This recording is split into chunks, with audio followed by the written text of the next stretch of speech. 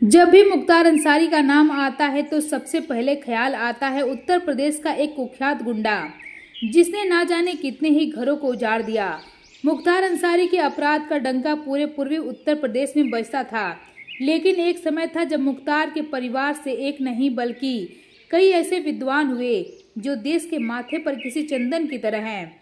उनके पिता अपने पिता मुख्तार अहमद अंसारी के नाम पर अपने बेटे का नाम मुख्तार रखा ताकि उनका बेटा पिता की तरह देश सेवा और शिक्षा में नाम रोशन कर सके, मगर ऐसा हुआ नहीं। मुख्तार अंसारी उनके अपने दादा के नाम पर पड़ा जो देश के सबसे बड़े स्वतंत्रता संग्राम के नेताओं में से एक थे। मुख्तार अंसारी के दादा डॉक्टर M.A. अंसारी 1912 से लेकर अपने निधन 1936 तक स्वतंत्रता आंदोलन के प्रमुख नेताओं में शामिल थे।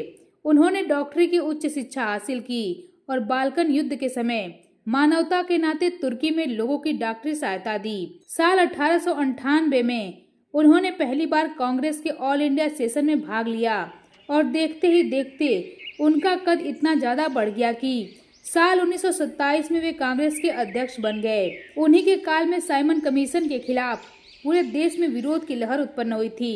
Doctor M.A. अंसारी महात्मा गांधी के असहयोग आंदोलन और सविनय अवज्ञा आंदोलन के प्रमुख नेताओं में शामिल थे। असहयोग आंदोलन के दौरान उन्हें जेल भी जाना पड़ा। साल 1924 में जब देश में सांप्रदायिक दंगों की आंच बढ़ने लगी तो डॉक्टर अंसारी हिंदू मुस्लिम एकता के स्तंभ बन गए। उन्होंने आगे आकर इस आंच को शांत किया।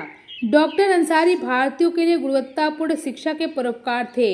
उन्होंने 1920 में जामिया मिलिया इस्लामिया की बुनियाद में प्रमुखता से योगदान दिया। वे इस संस्थान के संस्थापकों में से एक थे और साल 1928 में वे इस संस्थान के चांसलर बन गए। उन्हीं के कार्यकाल में 1935 में जामिया मिलिया इस्लामिया अलीगढ़ से दिल्ली में आ गया। वे अपने निधन तक जामिया मिलिया इस्लामिया के चांसलर रहे। पुरानी दिल्ली के दरियागंज में उनके नाम पर अंसारी रोड है, जबकि जहां एम्स है उनका नाम भी अंसारी नगर है। आज़ादी के अमृत महोत्सव पर भारत सरकार ने उनके जीवन पर विशेष अभियान चलाया था। बहुत कम लोगों को पता है कि मुख्तार अंसारी के नाना की वजह से आज राजौरी जिला हमारे देश का हिस्सा है। ब्रिगेडियर उस्मान जो मुख्तार अंसारी के नाना थे। ब्रिगेडियर उस्मान के नेतृत्व में एक छोटी सी टुकड़ी ने पाकिस्तान के 1000 कबायलियों को मार गिराया और नौशेरा को दोबारा अपने कब्जे में ले लिया।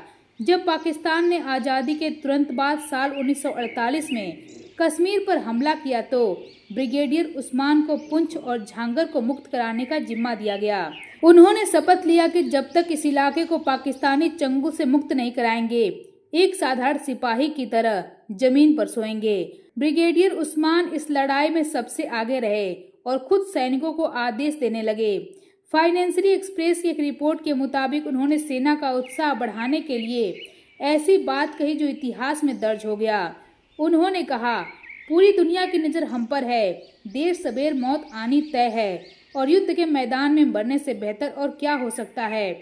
मोहम्मद उस्मान के नेतृत्व में राजौरी के नौशेरा को मुक्त कराने के लिए जब अभियान छेड़ा गया तो भारतीय सेना ने 1000 पाकिस्तानी कबायलियों को मार गिराया और कितने ही घायल हुए। बाकी बचे पाकिस्तानी वहां से भाग खड़े हुए।